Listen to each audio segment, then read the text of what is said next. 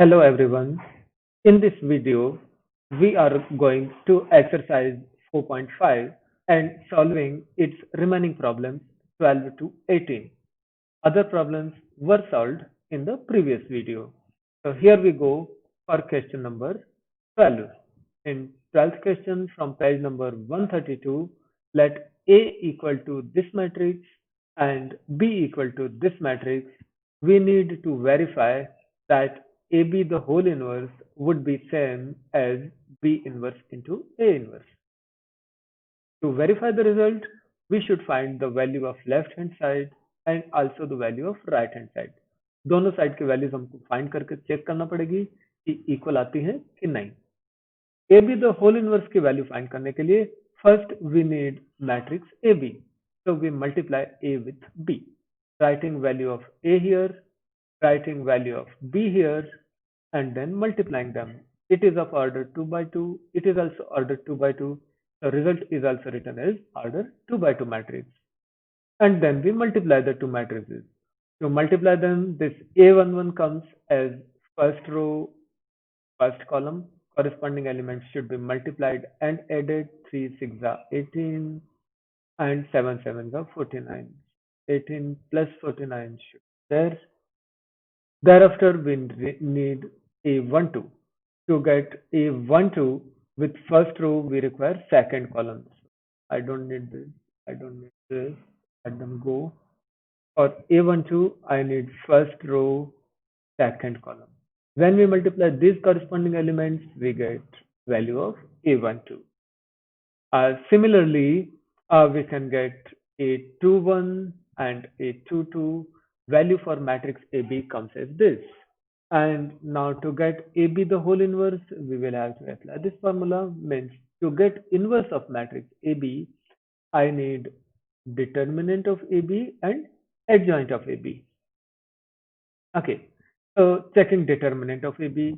Determinant of AB comes as this determinant, which is non-zero. Because determinant is non-zero, AB inverse exists. And this inverse is given by this formula.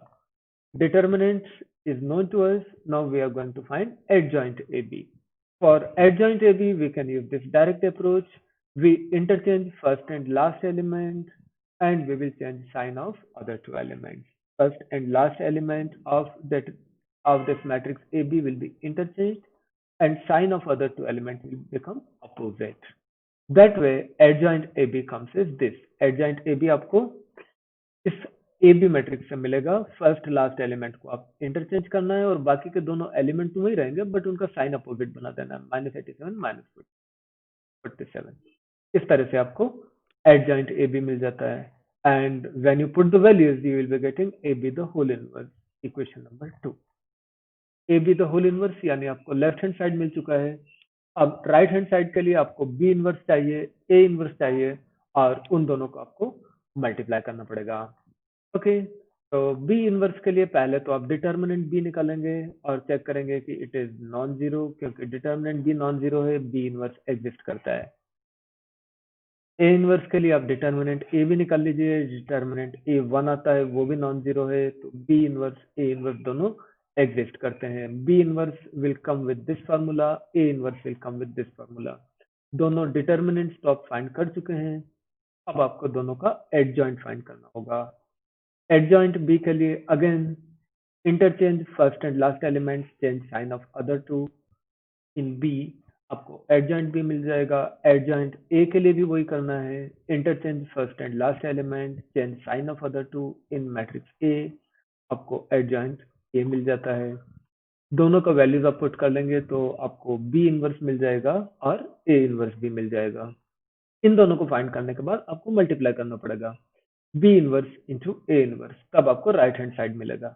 B inverse into A inverse, दोनों की values put कर लेते हैं और दोनों matrices को multiply करते हैं तो यह मैट्रिक्स मिल जाता है जो आपने इक्वेशन नंबर 3 में लिखा है.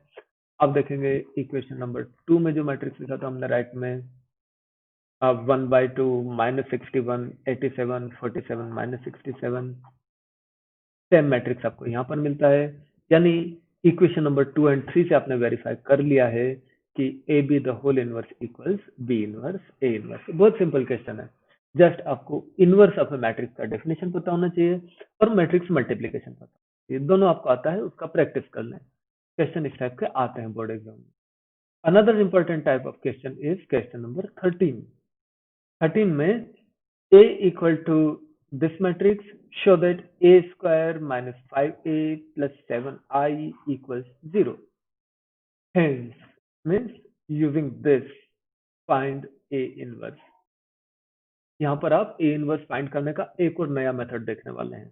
आपको याद आ रहा होगा, शुरू में हमने a इनवर्स फाइंड किया था by using elementary row operation. Thereafter, we had another method finding a inverse by elementary column operation. And in this exercise, we found a inverse by using formula also.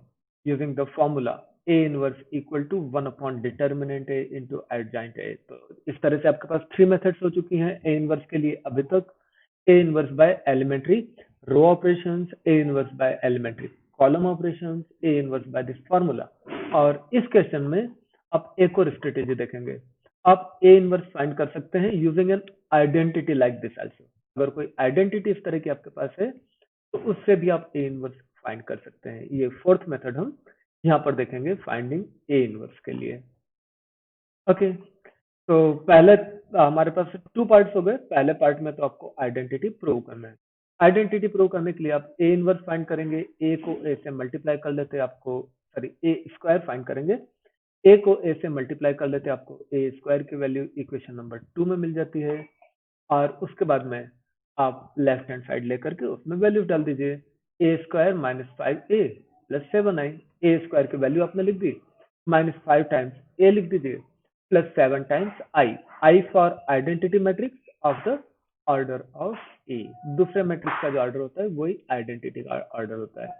ऐसा करके आप सारी value डालेंगे, 5 को अंदर multiply करते हैं तो हर एक एलिमेंट में मल्टीप्लाई होगा, 7 को भी अंदर मल्टीप्लाई करेंगे, हर एक एलिमेंट में मल्टीप्लाई होगा। इनको हम प्लस माइनस कर लेते हैं तो एक मैट्रिक्स मिलता है जिसका हर एक एलिमेंट 0 है। Each element of this matrix is 0, therefore we call it zero matrix, and therefore we have done the first part. We have proved the identity. This identity is proved that a square minus 5a plus 7i equals 0 matrix. It is capital O, 0 matrix. Okay. Second part में आपको a inverse find करना है using this identity. इसके लिए हम क्या करते हैं कि we do post multiplication by a inverse. ये जो इक्वेशन 3 मिला है इसका पोस्ट मल्टीप्लीकेशन। आपको पता है मैट्रिक्स मल्टीप्लीकेशन में ए बी और बी ए इक्वल तो होते नहीं है, तो मल्टीप्लीकेशन दो तरीके से हो सकता है। एक तो प्री मल्टीप्लीकेशन, मतलब हम लेफ्ट साइड से मल्टीप्लाई करें हर एक में, या पोस्ट मल्टीप्लीकेशन यानी हम राइट साइड से मल्टीप्लाई करें। इस आइडेंटिटी में आप देख रहे होंगे कि मैट्रिसेस जो है वो राइट साइड में है, लेफ्ट में तो नंबर्स भी है, जैसे कि -5 है लेफ्ट में, 7 है लेफ्ट में। हम मैट्रिक्स को राइट साइड में लाएं वो अच्छा है। हमको ए इनवर्स की वैल्यू फाइंड करना है, तो आप इस आइडेंटिटी की हर एक टर्म को पोस्ट मल्टीप्लाई कर लीजिए। पोस्ट मतलब बाद में, राइट साइड में मल्टीप्लाई कर लीजिए ए इनवर्स से।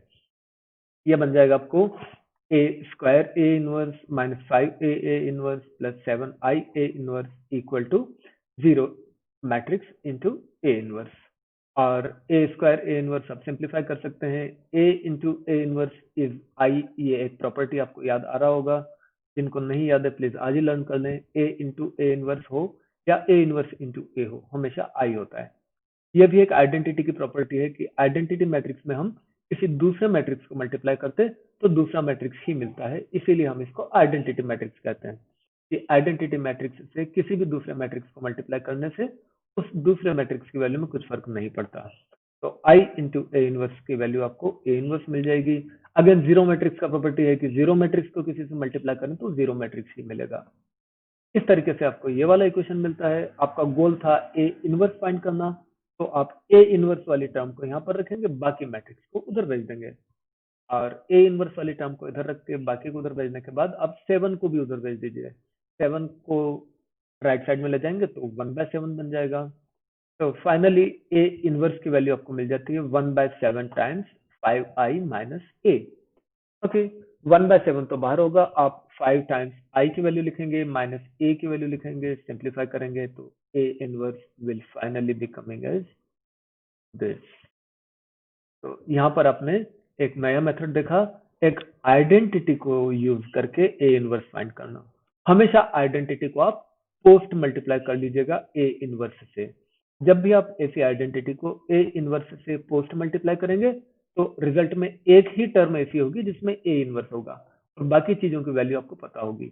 आप ए इनवर्स वाली टर्म को लेफ्ट में रखिएगा, बाकी टर्म्स को राइट में ले जाइएगा एंड देन ए इनवर्स का वैल्यू फाइंड कर लीजिएगा। जो मैट्रिसेस आपको ब्रैकेट में आते हैं उनकी वैल्यू आपके पास में हमेशा अवेलेबल होगी। उन मैट्रिसेस को आप लिख लीजिएगा, उनकी वैल्यू डाल दीजिएगा, सिंप्लीफाई करिएगा, ए इनवर्स आ जाएगा। It is the fourth method of finding A inverse. इसको लर्न करके रखिए। Then we come to question number 14। 14th question में for the matrix A find the numbers a and b. A and b की values हमको find करना है such that this identity is correct. Okay, a b हमको find करना है तो हम इसको एक equation in a b consider कर लेते हैं। ए एंड बी फाइंड करना है, बाकी सारी चीजें तो हमको पता है। ए हमको पता है, I is known to us, definition. A square अपन पहले फाइंड कर लेते हैं। A square is A into A. अब ए स्क्वायर फाइंड करके इसको इक्वेशन नंबर 2 में रख लीजिए। जब ए स्क्वायर आपको मिल गया तो अब आप ये इक्वेशन बना लें और इसमें से A and B, small A and small B find करेंगे। ओके, पूरा इक्वेशन हमने लिख लिया है। इस इक्वेशन में हमने ए स्क्वायर के लिए वैल्यू पुट किया, ए टाइम्स मैट्रिक्स ए का वैल्यू यहाँ पे पुट कर दिया, बी टाइम्स मैट्रिक्स आई का वैल्यू भी यहाँ पे पुट कर दिया और राइट में है आपको capital O, that is zero matrix. जब जरूरत होगी जीरो मैट्रिक्स की वैल्यू भी हम पुट कर लेंगे। ओके, ए को अंदर मल्टीप्लाई करते हैं, बी को भी अंदर मल्टीप्लाई करते हैं। It becomes sum of three matrices. ये तीनों मैट्रिसेस को आप ऐड कर लीजिए। तीनों को आप ऐड करके यहाँ पर आ जाते हैं एंड क्योंकि एक सिंगल मैट्रिक्स आपको लेफ्ट साइड में बन चुका है तो आप राइट साइड में भी जीरो मैट्रिक्स का वैल्यू ले लीजिए। जीरो मैट्रिक्स का वैल्यू लेने के बाद में definition of equality of to matrices use करेंगे यहाँ पर। तो corresponding element should be equal, first element of this should be equal to first element of this, उससे आपको फर्स्ट इक्वेशन बन जाता है। second element should be equal to second of this, that gives you second equation। third element should be equal to third of this, giving you third equation। fourth element should be equal to fourth of this, giving you fourth equation। हालांकि आपके पास to unknown quantities हैं, आपको सारी four equations बनाना बहुत compulsory है। ये वाला procedure और ये वाला फैक्ट हमने अंडरलाइन किया था फर्स्ट एक्सरसाइज में, सेकंड एक्सरसाइज में, तो प्लीज उनको वापस से चेक कर लीजिएगा। मैट्रिसेस की फर्स्ट एंड सेकंड एक्सरसाइजेस, कभी भी आपको टू मैट्रिसेस इक्वल हैं, ऑल कॉरेस्पॉन्डिंग एलिमेंट्स को आपको इक्वल पुट करना पड़ेगा एंड ऑल इक्वेशंस का यूज करना पड़ेगा। ऑफ कोर्स जो इक्वेशन इजी टू सॉल्व होगी उसको अपन पहले सॉल्व करेंगे। जैसे कि यहाँ पर आपको थर्ड इक्वेशन सबसे इजी लगती होगी, ए इक्वल टू -4। ओके, तो पहले आपने थर्ड इक्वेशन सॉल्व कर लिया, वो अच्छा है। थर्ड से आपको वैल्यू ऑफ ए मिल चुकी है। अब सोचिए ए तो हमारे पास है, बी फाइंड करना किससे सबसे सिंपल होगा? बी यहाँ पर तो है नहीं, बी फोर्थ इक्वेशन में है और फर्स्ट में है। फर्स्ट के अंदर बड़े नंबर्स हैं, फोर्थ में छोटे नंबर्स हैं। तो आप ए की जो वैल्यू मिली इसको फोर्थ इक्वेशन में पुट कर लीजिए ताकि आपको इजीली बी मिल जाए। जब ए मिला और बी भी मिल चुका है तब हम आंसर नहीं लिख सकते। ये दोनों वैल्यूज आपको मिली है थर्ड एंड फोर्थ से। जब दोनों वैल्यूज मिल जाती है इनको बाकी की इक्वेशंस में चेक करना कंपलसरी है। जो भी वैल्यूज मिली उनको आप बाकी इक्वेशंस में चेक करिएगा। अगर a इक्वल टू -4 में यहाँ पर लूंगा और b इक्वल टू 1 लूंगा तो आप देखेंगे 0 इक्वल टू 0 मिलता है, मतलब ये फर्स्ट इक्वेशन को सेटिस्फाई कर रही है। इसी तरह से आप a equal to -4, b equal to 1, अब सेकंड इक्वेशन में चेक करिएगा, अगेन आपको लेफ्ट में 0 मिल जाएगा, 0 इक्वल टू 0, मतलब ये सेकंड को भी सेटिस्फाई कर रही है। जब आपने a एंड b को दो इक्वेशन से फाइंड कर लिया, बाकी की सारी इक्वेशंस में चेक कर लिया, तब आपको आंसर मिल जाता है। This values of a and b satisfy first and second also, therefore they are the required answer. हम इनको आंसर डिक्लेयर कर सकते हैं क्योंकि ये सारी इक्वेशंस को सेटिस्फाई कर रही हैं। इस तरीके से हमारा ये वाला क्वेश्चन कंप्लीट हो जाता है। सिमिलर टू क्वेश्चन नंबर 13 आप क्वेश्चन नंबर 15 करिएगा, 16 करिएगा आज होमवर्क में please. Then we come to question number 17। एक एमसीक्यू है, मल्टीपल चॉइस क्वेश्चन है। Let A B a non singular square matrix. Non singular याद आ रहा है सबको? नॉन सिंगुलर मैट्रिक्स वो होता है जिसका कि इनवर्स एग्जिस्ट करता है। नॉन सिंगुलर मैट्रिक्स में डिटर्मिनेंट नॉन जीरो होगा। Okay, so A is a non-singular square matrix of order 3 cross 3. Then determinant of adjoint A is equal to determinant of adjoint A किस expression के equal आएगा ये आपको देखना है। हमने एडजॉइंट ए की प्रॉपर्टीज नोट की हैं फॉर्मूला कॉपी में, और उसके अंदर से आप डिटर्मिनेंट ऑफ एडजॉइंट ए वाली प्रॉपर्टी को रिकॉल करना है प्लीज। ये प्रॉपर्टी हमने नोट किया है, सब लोग अच्छे से लर्न कर लेंगे। ये वाला क्वेश्चन बोर्ड एग्जाम में आ भी चुका है पहले 1 मार्क के लिए, तो प्लीज प्रॉपर्टी अच्छे से लर्न कर लें। Determinant of adjoint A equal to determinant A to the power n minus one, जहां पर n होता है ऑर्डर ऑफ ए। यहाँ पर आपके पास ए का ऑर्डर 3 क्रॉस 3 था, तो n इक्वल टू 3 पुट कर लेंगे। डिटर्मिनेंट ऑफ एडजॉइंट ए आपको मिलेगा डिटर्मिनेंट ए होल स्क्वायर, इसलिए आपको ऑप्शन बी करेक्ट हुआ। बहुत सिंपल हो जाएगा अगर आपने ये प्रॉपर्टी लर्न कर रखी, प्लीज कर लीजिए। Next question number 18। A is an invertible matrix of order 2. Then DET of A inverse. DET short form है डिटर्मिनेंट के लिए प्लीज। तो आपको डिटर्मिनेंट ऑफ A इनवर्स की वैल्यू कौन सी होगी वो चेक करना है, A, B, C या D। Determinant of A inverse के बारे में सोचिए। डिटर्मिनेंट ऑफ A इनवर्स अगर आपको लाना है तो आपको पता होगा कि A into A inverse equal to I होता है। A into A inverse I है, इसकी दोनों साइड अगर आप डिटर्मिनेंट ले लेते हैं और डिटर्मिनेंट की प्रॉपर्टी यूज करते हैं कि determinant of A B equal to determinant A into determinant B, या determinant of X Y equal to determinant X into determinant Y, तो आपको दोनों चीज का डिटर्मिनेंट अलग अलग मिल जाएगा। डिटर्मिनेंट ऑफ आइडेंटिटी मैट्रिक्स तो 1 होता है, तो इस तरीके से आपको determinant A into determinant A inverse equal to 1 मिलता है, और यहाँ से आपको determinant of A inverse equal to 1 upon determinant A मिल जाता है। ये सबसे सिंपल टाइप का प्रूफ है, सबसे सिंपल टाइप का सोल्यूशन है, जिससे कि आप डिटर्मिनेंट ऑफ ए इनवर्स को फाइंड कर सकते हैं और इसका वैल्यू मिल जाता है 1 अपॉन डिटर्मिनेंट ए। अगर ये वाली प्रोसीजर आपको ध्यान में नहीं आती तो मैं आपको एक अल्टरनेटिव सोल्यूशन भी बता रहा हूँ, दूसरा सोल्यूशन। दूसरा तरीका इसको करने का ये हो सकता है कि ये वाला फॉर्मूला तो सबको याद आता ही होगा, A inverse equal to 1 upon determinant A into adjoint A. इससे आगे बढ़ करके अभी हम डिटर्मिनेंट ऑफ ए इनवर्स निकाल सकते हैं, क्योंकि ए इनवर्स ये होता है we will take determinant on both side, दोनों साइड में आप डिटर्मिनेंट ले लीजिए। Determinant of A inverse will be equal to determinant of this expression. जब डिटर्मिनेंट ऑफ दिस एक्सप्रेशन है, इस एक्सप्रेशन को राइट साइड को अब determinant of lambda into A सोचिएगा। लैम्डा मतलब कोई नंबर, ये 1 अपॉन डिटर्मिनेंट एक नंबर है ना, आपको पता है डिटर्मिनेंट ए एक नंबर होता है, 1 अपॉन डिटर्मिनेंट ए भी एक नंबर होगा यानी स्केलर होगा। इस 1 अपॉन डिटर्मिनेंट को आप मानेंगे लैम्डा, और एडजॉइंट ए एक मैट्रिक्स होता है, एडजॉइंट ए जो कि एक मैट्रिक्स होता है, इसको आप ए 1 अपॉन डिटर्मिनेंट ए को आप सोचेंगे लैम्डा। ओके, तो determinant of lambda into a is lambda to the power n determinant a। ये वाली प्रॉपर्टी यूज करके lambda to the power n, lambda मतलब ये ब्रैकेट, ब्रैकेट की पावर n, और n आप देख रहे हैं ऑर्डर गिवन है 2, तो n की वैल्यू आपने ऑर्डर की वैल्यू 2 ले लेंगे, और डिटर्मिनेंट ऑफ a की बजाय आपने एडजॉइंट a लिया था, तो ये बन जाता है this scalar to the power 2 times determinant of adjoint a। 1 square upon determinant A square, और determinant of adjoint A equal to determinant A to the power n minus one, वही वाला फॉर्मूला जो हमने पिछले क्वेश्चन में देखा है यहाँ पर भी यूज कर लेते हैं, तो it becomes 1 upon determinant A whole square into determinant A, यानी 1 अपॉन डिटर्मिनेंट ए अगेन। तो इस तरह से अगर आप नोटेशन चेंज कर लेते हैं तो it will be written as determinant of A inverse equal to 1 upon determinant A. इस तरह से आपको ऑप्शन बी करेक्ट मिलेगा। तो यहाँ तक आप कर लीजिए, आपका एक्सरसाइज 4.5 कंप्लीट हो जाता है। एक इम्पोर्टेंट एक्सरसाइज है, मैंने आपको बताया इसमें से बहुत सारे ऐसे क्वेश्चन हैं जिनके टाइप के क्वेश्चन बोर्ड एग्जाम में बार बार आते हैं, तो प्लीज इसको अच्छे से समझ लीजिए, लर्न कर लीजिए कॉरिस्पॉन्डिंग फार्मूले एंड डेफिनेशंस, एंड आज ही इसको कॉपी में नोट डाउन करके विथ होमवर्क फिनिश कर लीजिए। Thank you.